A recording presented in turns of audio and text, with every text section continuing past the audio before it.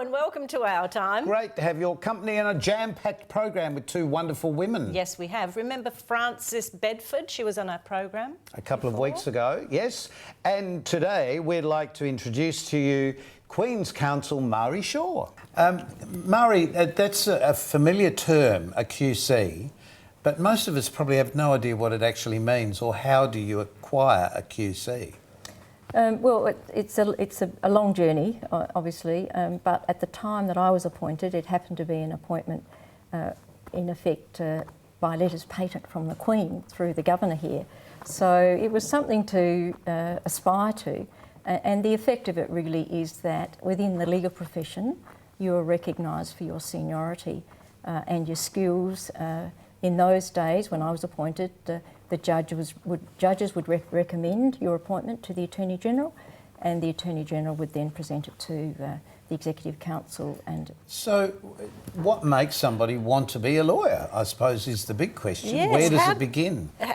Is it something that you've always wanted to do, Mari? No, not really. It's fair to say that I grew up in the country on the West Coast. And my Here in South Australia? In South Australia. Because otherwise you could be from Perth. I could be, that's true. Or anywhere in Australia for that matter. And a little place called Warwichie. The school, Lock Area School, only went to grade 7 when I was there. It was like primary school. My father only got as far as grade 7 because he was the youngest of 12 and they couldn't afford to send him beyond year 8. So he tried twice for his QC to get to Ross Trevor College, I think he was trying to get to. Didn't make it, but he and my mother were absolutely committed that their children would get the education they didn't have. So fortunately, they saved their pennies and sent me to boarding school in Adelaide. And once I got there... Was that a good experience? Just sorry to interrupt you, but... Boarding school? Yeah. Did you miss the family, coming from such a big family? Such a big family. Look, my own family wasn't. It was my father's family. Family, that was, yes, but I did have 2 brothers and a sister, but everyone who leaves home's lonely in year 13, but it was because I knew that whereas my father hadn't had any education, then I was determined to make the most of the opportunity I had. So, But did you think that being away from home made you more resilient for this part of your life now? I don't know that I necessarily reflect on that. The turning point was really, for me, 2 things. One, I had a teacher in year 11, Mr. Kendall, who unfortunately has passed away, and I was just a plodder, I thought, trying to work away, and he said to me in year 11, Mari, you could top the state in economics, and it just shocked me. Wow. But to say that to me made me strive to do that, and it turned out that I did. I didn't even get an A in year 12, but with Mr. Kendall I got one in year 11, and I realised then that if you apply yourself and someone believes in you, you can actually be the best at something, not just... Isn't that the truth? You need someone to believe in you to give you that extra encouragement. Push. Yeah. Yes. And then I applied for American Field Service Scholarship, which meant that I spent a year in America with a family, and that's when I learnt that I had to depend on myself, and also, more importantly, that you are responsible for who you are, and you have, and this was a great opportunity for me, that you can create, it's up to you to make your own identity and what you stand for. And too often when you're around people who know you, you often feel like you are judged, the expectations aren't there. But I came back and I left in first year law. I came back and I became more committed to believing that I could do the best, or I would, not that I could do the best, but I would try to do the best in whatever I applied myself to. It's fascinating though that you would end up in law. Well, the fact of the matter is the reason I ended up in law was because I was hopeless at maths, and anybody who couldn't do maths normally put down law first. So I really started doing law not with any real devotion to the law, but simply because it was something, maybe if I had a go at this I could do well at it. But to choose, for you saying before that you actually chose criminal law, or was that later, that's something that came again later? It was purely by chance. Okay. It turned out that my husband was a police officer who happened to be have a sergeant who was in the same football club as a most extraordinary QC in this state called Frank Moran, and who said to the young constable, look, if your wife needs a job one day, Frank Moran will give her some work experience. And Frank Moran QC to me he was the rumpole of South Australia, the rumpole of the Old Bailey. And I just feel completely blessed that I had the opportunity to work with him. Brilliant. And that was the inspiration for me. So you went into criminal law, obviously. Yes. But then you became a judge as well. Well, I became a judge probably a long time after that. Obviously, that was after the appointment of Silk. And I was a judge for about 4.5 years. And then I retired or resigned, whichever way it was, and I went back to the bar. Was there a particular reason for you to stop doing that? Did you not enjoy it, or was it a lot of pressure? What was the reason? It's fair to say that it's not something I feel comfortable talking about very much, because the role of a judicial officer is to be extremely independent, but it's fair to say that it didn't sit well. I found it very difficult. You have to sentence and according to your conscience, and I didn't have any pleasure in sending people to jail, quite frankly. So opportunity. That was an obvious question. So we watch all this nightly on television. There are lawyers and judges making these sorts of decisions. Very rarely, but we were talking about Judge John Deed as an example, but rarely programs are made about judges. It's usually about the lawyers and, you know, the wearing of high heels and nice dresses a lot, even the women sometimes wear those. But we don't really understand how difficult that must be. Look, it's... to sentence people. Look, it's fair to say there are people who deserve to go to jail, they need to go to jail. But it's the ones who, if you do send them to jail, you know you're putting them on the scrap heap of life.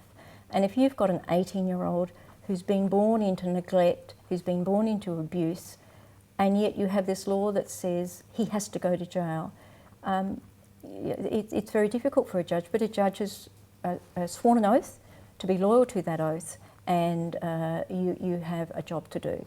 But then the general public read the sort of report from that in the paper and say, why didn't the judge throw the book at them, all of that stuff. I remember hearing my dear father say things like that. And I would often argue with him, but Dad, we don't know the full extent of the circumstances here. And clearly the decision that this judge has had to make has been made with a full palette of information. That's very true, and it's also perception. People perceive they'd be safer if we put everyone in jail, whereas part of what I've learned over many years of practicing is that, and this is from data, not from perception, is that it's fair to say that the countries with the lowest imprisonment rates have the lowest crime rates. So if you increase your imprisonment rates, you lock up more people. Not only does it cost you $100,000 a year for each individual, but you actually make people less safe, because those people who have spent that time in jail come out and inevitably will reoffend. And are they angry, do you think, at the state for incarcerating?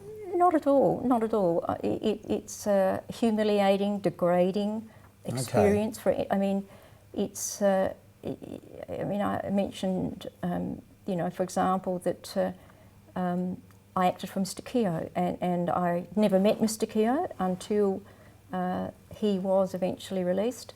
But I did, his father approached me in the street, and his son had been in jail for 19 years. And I remember saying to his father, and his father wanted to thank me because I was doing his son's case pro bono. And I said to Mr. And that's an extraordinary side to this story. Yeah, and I said to Mr. Keogh, I said, Mr. Keogh, I said, I have a son, and I hope if my son was wrongly accused of a crime, there'd be somebody out there who would fight for him, and that's why I'm fighting for your son. And there are most lawyers, and certainly the people who practice in the criminal profession, they feel very honoured to be the voice of those in the community, whether it's on sentencing, whether it's on trials. That's how I certainly feel. I feel that I'm very honoured to have been part of a judicial system that is there to be the voice for those who don't have a voice. Were you more or less the last resort for him? I don't know that there's ever a last resort. I don't think I'd label it that way. I think I would say that before me, there were many other people who had endeavoured to prove his innocence. And again, it's a lot in, as life is, it's in the timing and at about the time that I was asked to be involved. the legislation had just gone through on allowing people second appeals, and also some evidence emerged that convinced me that there was a miscarriage that had not previously been released. Do you go home and sleep well when these sorts of things are happening? Look, I don't sleep well, and I never forget someone who has been convicted that I had a reasonable doubt about their guilt. And unfortunately, I can't say that there aren't people in jail who I honestly believe there's a reasonable doubt about their guilt. You just can only do your best for each person that you act for. And fortunately, the ones who do get acquitted, I completely forget them. That's not being disrespectful. It's just that the fact but that's quite clear. Yeah. That's the life that you have. Do you want to go on to do this for the rest of your life? I must say that I absolutely love what I do, because I meet people who are in desperate circumstances, and sometimes as I was in year 11, I just wanted someone to believe in me, believe in my case, not the individual, but believe in my case. And I do my very best to believe in every case, or in every person's case that I appear in. Thanks, Murray. You are the first Queen's Counsel we've had on the program. That's right. And who's next? Next up is Frances Bedford.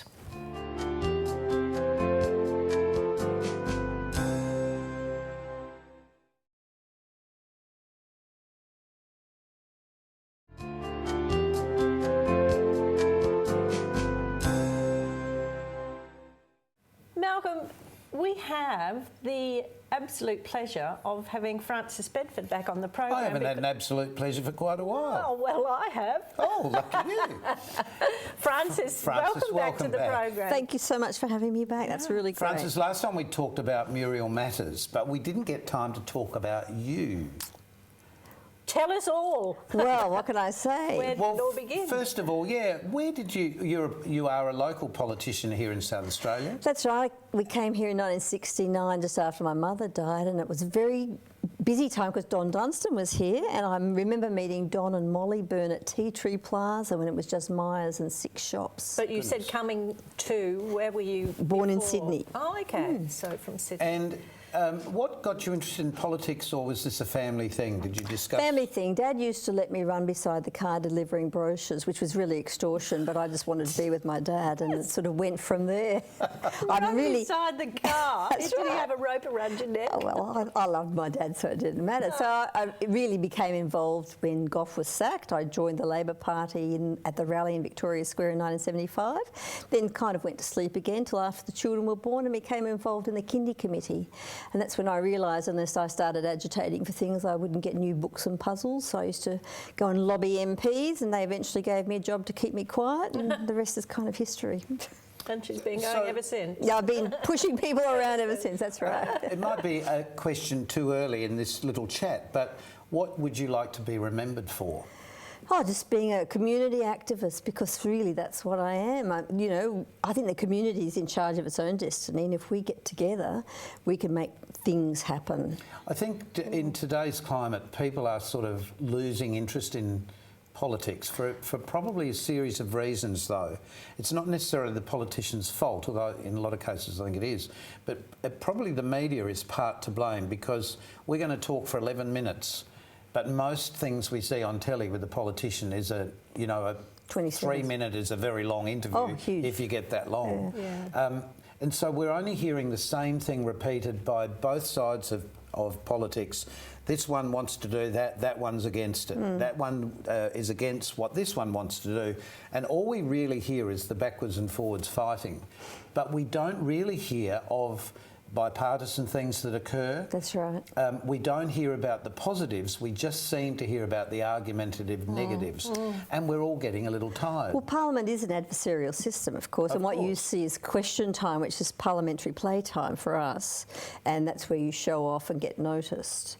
I think the real problem for us became when campaigns became electronic or direct mail took over, and so now I think, it's just my view, that campaigns are now marketing cycles, and every 4 years we blitz you with policies and promises and all sorts of coloured brochures, but democracy really happens every day, not just once every 4 years. very important thing for us all to remember, isn't it? Yes, it is. But so how do we get the point across then to people? How do we make them listen to what's going on, or to be able to find out what's going on? More to the point, you know, with the politician in the background.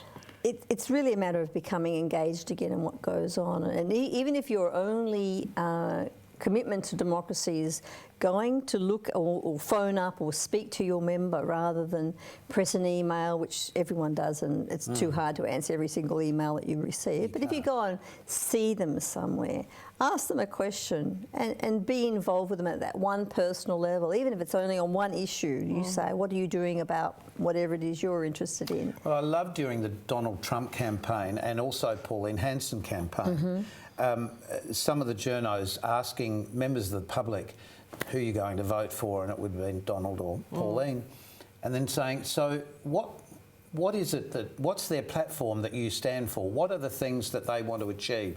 With the public basically going, no, I just like them. Or just want to change, most or of just them. want to change, but not really knowing what they're changing to. Yes, not comprehension of what the politician is actually on about. And there's been a few programs on telly, which is The Great Informer, whether we like it or not, that have sort of exposed both of those politicians for not perhaps being really of the people, but more for themselves. I think the Sarah Palin campaign was really interesting too. That was probably the first one where I began to realise that the change issues are there, but the media can play such an important role in making that person a really central figure. I mean, hardly anyone remembers who the presidential campaign was for, but she was the vice president. But no one can remember who the president was now. Yeah. So that's a really it's a bit interesting frightening, thought. isn't it? All of that is a bit scary. So what if you had the magic wand to wave over the whole system, what would you change? I wish I knew the answer. I'd be already doing it, wouldn't I? But, Well, you've already done that partially. I think the important thing is to try and get people interested in what you're doing. And in lots of ways, I guess that's why I started the Muriel Matters Society, to try and make people understand that why did all these women want the vote 100 years ago? And that's still the key. We change governments here in Australia with a pencil, not a gun. That's got to be a fabulous way to do brilliant. it. Sure. We've forgotten how lucky we are, genuinely. That's correct, because we take it for granted. But I think if we can make the whole process a little bit more exciting, make you feel like you have a stake in what's going to happen, it will make a really big difference. Because even if it's only one or two issues, you kind of basically have to trust us for the rest. Do you think that the two major parties are sort of paralleling themselves too much? Well, the two-party system is our biggest strength, but also our greatest weakness. Without it, we don't have the stability or the ability to introduce things into Parliament. So I think we all have to step back and take a look at what we're doing, and I think we're going to be forced to do that because of the Pauline Hansons of the world. We don't want to wake up necessarily and find a party that doesn't represent us all as well as it might in charge of the country. That's a and then frightening it would be thing. too late to find out what's going to happen to us for the rest of the 4 years that that they might be in Fortunately, charge. we're not journalists and we can have an opinion. The opinion is that, my personal opinion is that people that are voting for these people haven't done their homework well enough. It's hard Am when I right everyone's by so assuming busy. that? It's hard when everyone's so busy, and it's really hard to work Yeah, but out we're the talking message. we're talking about our future, because the people we put in power are our future.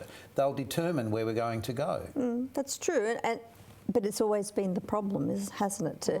Which part are you going to believe of what we tell you anyway? And look at this woman. She's been so successful in her fish and chip shop business. Oh, we have to vote for her because she knows what she's talking about. So you're a fan?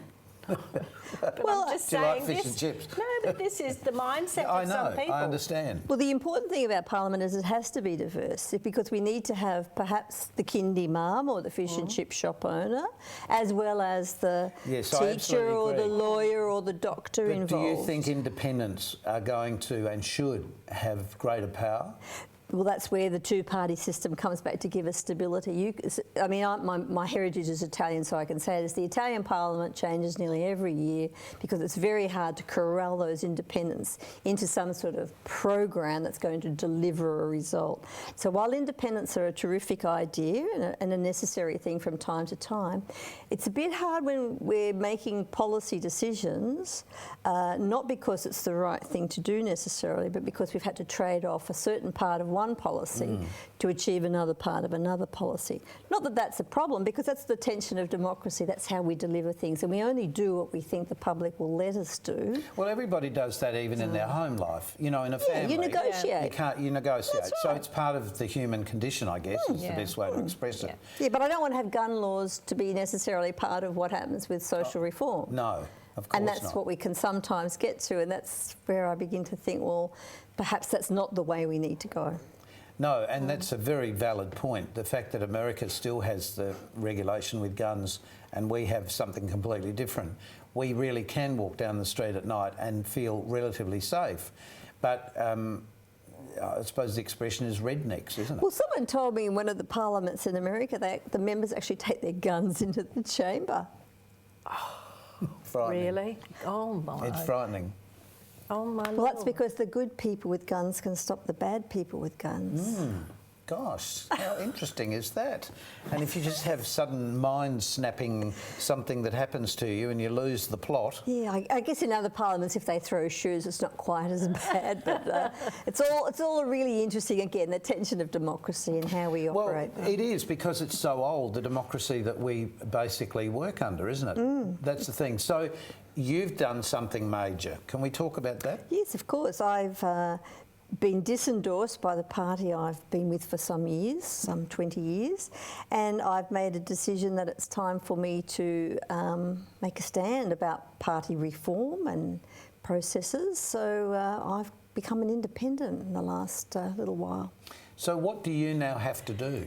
Lots. Yes, it does. It sounds like a big responsibility. Huge. And of course, the important thing is to work out what people want, listen to the community, and work out how I can best serve the community while also working for party reform. I think the good thing about you is you're very approachable, and that makes such a difference. And I could imagine that through the Muriel Matters Society and the work that you've done there, people have connected with you and know that you're quite genuine. Well, I just think democracy is wonderful. I think Parliament's marvellous, and I just think more people understood how it worked. I mean, the whole story of Anne Boleyn goes back to Parliament as well. All those sorts of things that change history in a major way just happen in our parliaments, and we can do anything we like. See, and we've just met Frances Bedford, who is going to change the world. In small doses, steps. I'm trying to think, suburb by suburb, Yes, that's the way. Postcode by postcode. Frances, best of luck for your Thank future. you so much. Thank you for your having future in me. politics, and particularly with the Muriel Matters Society Thank as you. well. And that education of all Australians, how important some of our past people have been. That's right. We'll be back with more in a tick.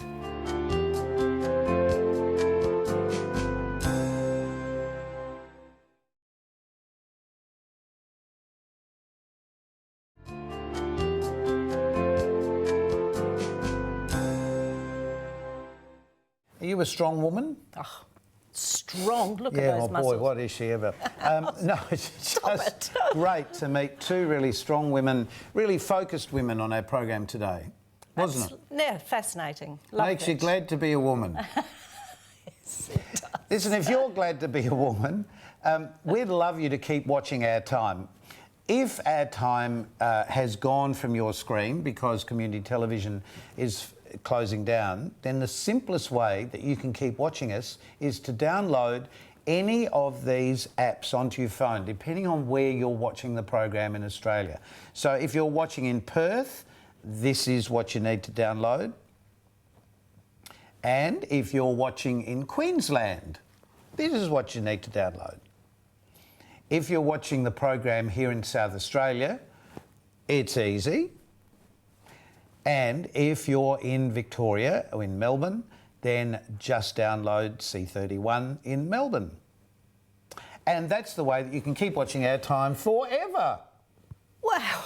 Or, there you go. Or you can watch us on YouTube. YouTube. Because what we're doing is uploading all of the programs onto YouTube, and just to make you watch them all, we're not telling you which one's which. So until next time we see you on OurTime. Take care of yourself until next time. And keep yourself nice Bye till for then. now. Bye.